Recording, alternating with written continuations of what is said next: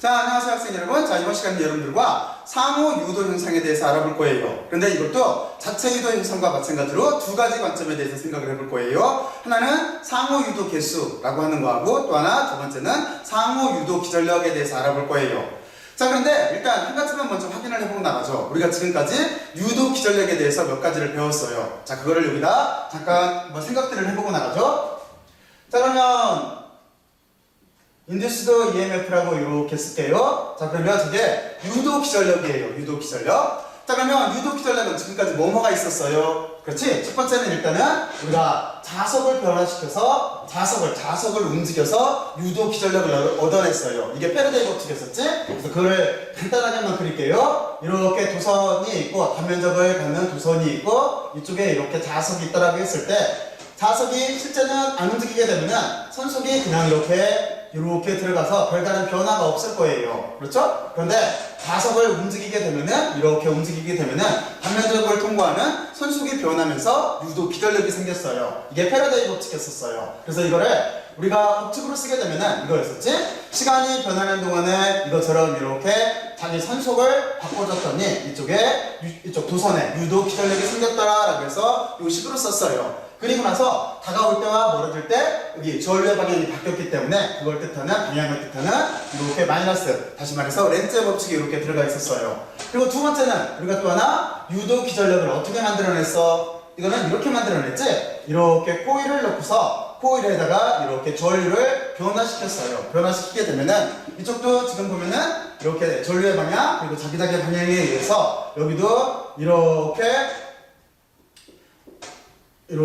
자기 력선이 생길 텐데 이쪽도 지금 보게 되면은 단면적을 통과하고 있으니까 전류가 쓸 때와 약할 때 단면적을 통과하는 그 자기 력선의 숫자가 바뀔 거예요. 그렇죠? 근데 단면적과 력선 사이에는 우리가 이거를 자기 선속이라고 하니까 선속과의 관계가 생겨요. 그래서 바로 이 식에 의해서도 우리가 유도 기전력을 만들어냈어요. 그래서 이때는 어떻게 됐어? 물론 여기에도 이렇게 그 전류의 방향을 반대하는 방향으로 유도 기전력이 생겨서 이쪽 렌즈의 법칙과 마찬가지로 여기 마이너스가 붙고, 그쵸? 같은 얘기인 거지? 그리고 나서 여기는 우리가 자체 유도 개수, 그쵸? 자체 유도 개수라고 하는 게 셀프 인덕턴스라고 하는 게 여기 이렇게 들어갔고, 그리고 나서 시간에 따라서 이렇게 근본적인 원인은 전류를 변화시키면은 유도 기전력이 만들어졌어요. 자, 그러면 세 번째 어떤 생각을 해볼 수가 있냐면 이게 지금 우리의 주제거리인데 세 번째는 바로 이거예요. 이쪽에 만약에 코일을 하나 놨어요. 서로 상호관계를 볼 거예요. 그리고 이쪽에도 이렇게 코일을 하나 놨다고 봐요. 서로 코일의 크기나 기하학적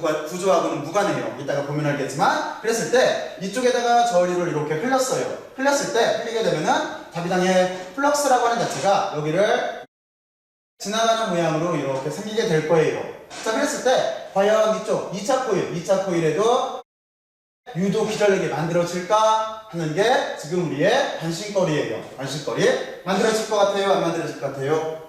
자, 그러면 이 문제에 대해서 우리가 지금부터 한번 자세하게 노려보죠. 자, 그러면 여기 있는 실험을 좀 더 이쪽에다가 구체적으로 그릴게요. 자, 그래서 여기 실험 모델을 지금부터 정할 거예요. 실험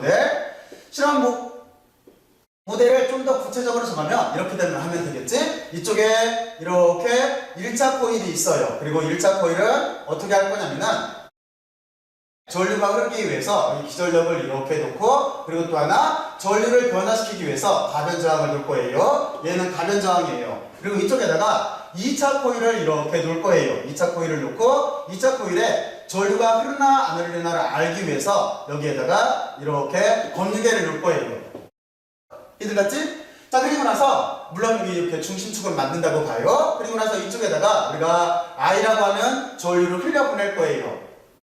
자, 그러면 여러분들이 여기까지 이해를 했을 거라고 생각을 하고, 자, 그래서 이쪽을 우리가 1차 코일이라고 앞으로 부를 거예요. 그리고 여기를 2차 코일이라고 부를 거예요. 자, 그리고 나서 여기에 가면수를 N1이라고 부를 거예요. 이쪽에 가면수를 N2라고 이렇게 부를 거예요. 자, 그리고 1차 코일에 흐르는 전류를 I1이라고 이렇게 할 거예요. 그러면 여기 전류를 흘려보내기 시작을 하면은 틀림없이 여기에서 자기 선속이 발생을 하겠지? 그래서 얘가 쭉 가서 여기를 이렇게 뚫고 지나간다고 이렇게 생각을 해볼게요. 자, 그러면 이게 실험적인 모델이에요. 자, 실험적 모델이 지금 이해를 가요? 자, 그러면 이거 아주 똑같아요. 이거를 가지고 우리가 여기 상호 유도를 했던 것처럼 지금 똑같이 한번 전개를 시켜볼 거예요. 그러면 여기도 당연히 이렇게 될 거야. 먼저 우리는 어떤 걸 알아볼 거냐면 첫 번째 일단은 상호 인덕턴스에 대해서 한번 생각을 해볼게요. 그러면 먼저 상호 인덕턴스를 생각을 해볼게요. 뉴트럴 인덕턴스,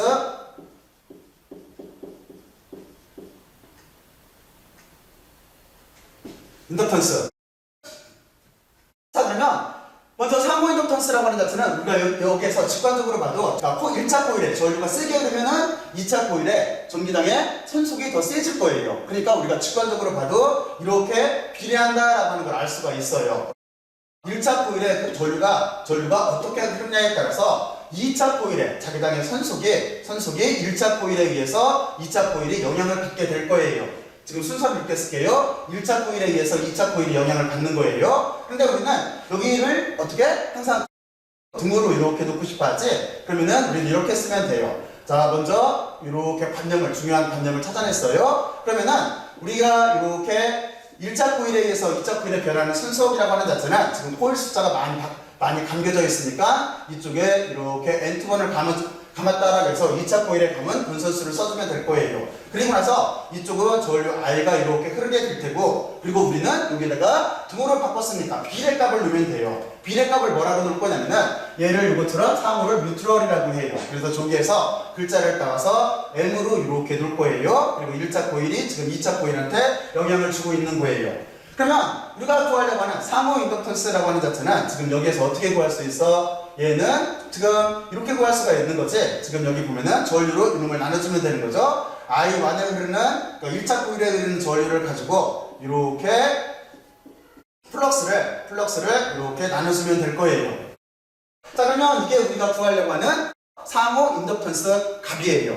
얘들 같죠? 자, 그러면 우리가 이렇게 상호 인덕턴스를 이렇게 계산을 했어요. 계산을 한 다음에 그 다음번에는 뭐를 구하는 게 목적이었냐면 우리는 두 번째는 아까 여기서 말했듯이 이번에는 유도 기전력에 대해서 알아볼 거예요. 그래서 여기 두 번째를 여기다 쓸게요. 두 번째는 유도 기전력이에요.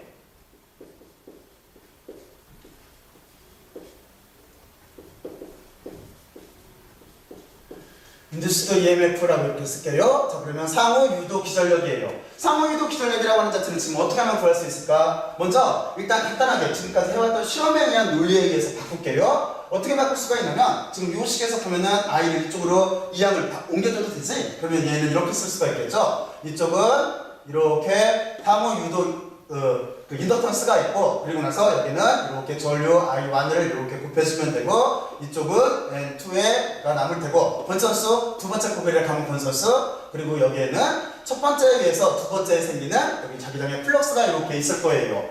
자, 그리고 나서 우리가 여기 저항을 바꾸게 되면은 다변 저항이니까 저항을 바꾸게 되면은 전류가 변할 거예요. 그렇지? 그러면 여기다 그 의미를 부여해서 써주면 돼. 어떻게 써주면 되냐면 여기 인덕턴스 값이 이렇게 있고 시간에 따라서 전류의 흐름을 이렇게 안에 흐르는 전류를 바꿔줄 거래. 그러면 틀림없이 여기 있는 자기장의 플럭스도 바뀔 거예요. 그러면 얘는 이렇게 되겠지? 여기에 번선수라고 하는 자체는 2차 코일에 있는 번선수는 바뀌는 게 아니니까 그대로 있을 테고, 그리고 시간에 따라서 이렇게 자기장의 플럭스 자체가 이렇게 바뀌게 될 거예요. 그렇죠? 여기가 이렇게 바뀌게 될 거야. 그렇죠? 자, 이렇게 바뀌게 될 거예요. 자, 그러면 우리가 여기까지 알아봤어요. 그리고 나서 여기는 똑같이 뭘 뜻해? 여기는 우리가 이쪽에서 셀프 인덕턴스 할 때처럼 똑같이 지금 이 부분은 우리가 여기서 보게 되면은 바로 여기에 있어요. 패러데이 법칙에 의해서 시간에 따라서 자속이 바뀌게 되면은 유도 기전력이 생겼어요. 바로 그 부분인 거지. 그러니까 이 부분은 우리가 패러데이 법칙에 의해서 유도 기전력이라고 하는 자체를 알고 있어요. 그래서 얘를 그냥 기전력을 2라고 이렇게 쓸게요. 물론 지금 크기만 있는 거예요. 근데 이 식에서 보면은 마이너스가 붙어있지, 렌츠의 법칙이. 그래서 여기를 우리가 이렇게 방향을 고려해서 마이너스를 써주고 쓸게요. 그러면은 첫 번째가 두 번째한테 이렇게 영향을 주고 있고, 여기 보면은 시간이 변하는 동안 전류 I가 이렇게 변하는 꼴로 될 거예요. 근데 지금 밑에 생긴 기전력은 어느 코일에 생긴 거야? 두 번째 코일에 생긴 거지? 그래서 여기가 2를 붙여줄게요. 자, 그러면 이게 우리가 구하고자 하는 유도 기전력이에요. 어떤 조건이냐면 지금 여기는 이 두 가지는 어떤 조건이냐면 여기다 잠깐 메모를 하게 되면은 1차 코일이 1차 코일, 2차 코일한테 이렇게 영향을 줄 때예요. 2차 코일 바로 요 조건이에요. 요 조건. 이거를 우리가 A번이라고 명명을 할게요. 자, 그럼 이렇게 구했어요. 그러면 우리는 여기에서 어떤 생각을 해봐야 돼? 그러면 반대로 생각해 볼 수가 있겠지? 어떻게 반대로 생각할 수가 있어요? 1차 코일이 2차 코일한테 영향을 준다고 한다면 여기 구조를 바꾸게 되면은 그러면 2차 코일이 1차 코일한테도 영향을 주겠죠? 그래서 두 번째는 두 번째는 우리가 어떤 생각을 해볼 수가 있냐면 그러면 2차 코일이 1차 코일한테 이렇게 영향을 줘서 생기는 상호 인덕턴스하고 그리고 상호 유도 기전력을 구해볼 수가 있을 거예요. 자, 그러면 얘는 어떻게 쓰면 되겠어? 얘는 우리가 굳이 구하지 않더라도 지금 이 식에 의해서 직관적으로 쓸 수가 있겠죠? 그래서 여기를 지금 1의 프라임이라고 놓을게요. 그리고 여기 유도 기전력을 우리가 2의 프라임이라고 이렇게 놓을게요. 이 조건이에요. 그러면 얘는 이렇게 써주면 되겠지? 이쪽은 두 번째가 만한테 영향을 주는 게 될 테고 그리고 전류는 지금 이쪽이 기준이니까 여기에 전류를 흘려보내는 거예요. 여기 실험 단계, 여기 기전력하고 감연자압을 이쪽으로 옮기고 검증기를 이쪽으로 옮긴 상황이야. 자, 그러면 이쪽에는 두 번째 코일에 전류가 흘러갈 테고 그리고 나서 두 번째 코일에 흘러가는 게 지금 완에 영향을 줄 거예요. 그러니까 여기 N1의 금은수 그리고 또 하나 자기장 자체도 2가 완한테 이렇게 영향을 주는 구조로 이렇게 바뀌게 될 거예요. 그러면 우리는 굳이 구하지 않더라도 여기 위에서 구했던 걸 이용해서 2차 코일과 2차 코일의 역할 변화를 하면은 여기서 생기는 상호 인덕턴스라고 하는 자체는 이렇게 되겠구나라는 걸 추정할 수가 있어요. 그리고 나서 유도 기전력도 마찬가지지. 유도 기전력도 지금 어떻게 생길 수밖에 없냐면 이쪽에서 이렇게 인덕턴스가 생겼으니까 얘를 우리가 직접 여기에다가 우리는 지금 여기 논리상 이렇게 구했지만 지금 여기는 패러데이 법칙에 의해서 그냥 구할 수가 있지. 어떻게? 여기는 값 자체는 지금 보면은 여기 I를 이쪽으로 이해할게요. 그러면 여기 자기장의 플럭스하고 본선수가 있기 때문에 얘는 지금 코일이 하나일 때니까 만약 여기가 코일 자체가 여러분들이 만약에 이렇게 N번 감겨져 있다라고 한다면 우리는 여기에다가 이렇게 N을 곱해주면 될 거예요. 그러면 지금 구조가 똑같지? 그러면 우리는 요값 자체를 직접 넣게 되면은 유도 기전력을 직접 구할 수가 있죠. 이렇게 구해도 되지? 그러면 그렇게 구했다고 했을 때 얘는 이렇게 될 거예요. 요 값을 지금 요 값 자체를 여기다가 이렇게 넣었어요. 그랬을 때 유도 기전력이라고 하는 자체는 우리는 이렇게 쓸 수가 있겠죠. 여기는 저쪽에 있는 것처럼 이렇게 1, 2로 될 테고 그렇죠? 그리고 또 하나 시간에 따라서 너가 이번에 전류가 어떤 게 바뀌고 있어? I2가 바뀌는 거지? 그렇지. 이렇게 I2가 바뀌는 값으로 이렇게 쓸 수가 있을 거예요. 그러면 우리는 유도 기전력을 이렇게 썼어. 이렇게 쓰고 나서 실제 이번에는 여기서 생기는 기전력은 어디서 생기는 거야? 2차 코일 때문에 1차 코일에 유도되는 거지. 그래서 얘를 1로 이렇게 쓸 수가 있어요. 이겼죠? 자, 그러면 여러분들이 여기까지 잘 이해를 했을 거라고 생각을 하고 그리고 나서 상호 인덕턴스에서는 그러니까 상호 유도 여기에서는 중요한 특성이 하나가 있어요. 그게 뭐냐면은 여기 세 번째로 이렇게 쓸게요. 세 번째 특성이 하나가 있는데 이 세 번째 특성이 뭐냐면 지금 우리가 상호 인덕턴스라고 하는 거 그 두 번째가 첫 번째한테 영향을 주던 또는 얘가 첫 번째가 두 번째한테 영향을 주던 인덕턴스라고 하는 자체는 실제로 제가 여기 등으로 쓰고 있잖아요. 값 자체가 원래는 실험적으로나 이론적으로 계산해보면 값이 같아요. 그래서 얘를 일반적으로 이렇게 M으로 써줘요. 여기에 같다라고 하는 걸 여러분들이 알고 있어야 돼요. 이해되었지? 자, 요 개념을 알고 있어야 돼요. 그래서 실질적으로 여기 있는 유도 기전력을 우리가 새로 쓰게 되면은 얘는 이렇게 쓸 수가 있어요. 어떻게 쓸 수가 있냐면 두 번째에 생기는 유도 기전력이라고 하는 자체는 여기가 똑같이 그냥 상호 인덕턴스 값으로 이렇게 써줘도 돼요. 써줘도 되고 얘는 실질적으로 어떤 거에 의해서 생긴 거냐면 두 번째 코일에 생기는 유도 기전력은 첫 번째 흐르는 전류의 변화예요. 그리고 이것도 마찬가지예요. 첫 번째 흐르는 유도 기전력이라고 하는 자체는 어떻게 쓸 수가 있냐면 틀림없이 시간에 따라서 변하는 두 번째 코일에 의한 전류의 변화로 이렇게 써줘도 상관이 없어요. 그리고 여기도 마찬가지예요. 인덕턴스라고 하는 자체도 여기가 같다라고 했기 때문에 실제 쟤는 어떻게 쓸 수가 있냐면 이렇게 상호 인덕턴스라고 하는 자체는 저 값을 나머지를 똑같이 써도 되겠지? 이렇게 전류 I가 있고 여기는 2에 가면 분선수가 있을 테고 그리고 여기 자기장에 플럭스가 있는데 첫 번째 코일이 두 번째 코일한테 영향을 주는 거나 또는 쟤를 보게 되면은 여기 전류가 이렇게 두 번째 전류가 있고 그리고 저쪽 밑에 거 쓰는 거예요. 여기 첫 번째 코일에 가면 분선수가 있고 그리고 나서 여기에 플럭스가 있는데 두 번째 코일이 첫 번째 코일한테 주는 영향을 주는 플럭스나 요거나 서로 같아요. 이렇게 같아요. 자, 그래서 여러분들이 여기까지 지금 어떤 걸 알아봤냐면 상호 유도 현상에서 상호 인덕턴스와 상호 유도 기전력을 알아봤어요. 그리고 나서 이제 유도 기전력이 가지는 의미에 대해서 잠깐만 생각을 해볼게요. 자, 그러면 여기다가 의미라고 쓰고 의미 부여를 잠깐 해볼게요. 자, 그러면 의미 부여. 그러면 얘는 도대체 무슨 소리일까? 만약에 우리가 1차 코일과 1차 코일 그리고 2차 코일로 두 가지 경우를 나누어서 생각을 해보면 이해하기가 쉬워요. 이럴 때 발생하는 현상에 대해서 생각을 해보면 자, 그러면 1차 코일에는 우리가 이 실험에서 뭐를 어떻게 한 거야? 전류를 변화시켜 준 거죠? 그렇지? 그래서 1차 코일에는 전류를 변화시켜 준 거예요. 전류 변화. 그러면 2차 코일에는 어떤 변화가 일어났어? 여기가 전류가 셀 때와 약할 때 2차 코일에는 여기를 단면적을 통과하는 자기장의 선속이 바뀐 거지? 그렇지? 그래서 여기에는 선속의 변화가 유도된 거예요. 여기에서는 2차 코일에는 선속이 변해요. 선속 변화가 생겨요. 그렇죠? 그러니까 1차 코일의 전류를 변화시키면은 2차 코일에 선속이 변화가 와요. 그러면 실제적으로 유도 기전력은 어떤 방향으로 생겨요? 이거 아주 간단하지? 유도 기전력은 선속의 변화를 방해하는 방향으로 생겨요. 이걸 여러분들이 잘 알고 있어야 돼요. 그래서 유도 기전력 얘는 선속의 변화를 방해하는 방향으로 생겨요. 선속의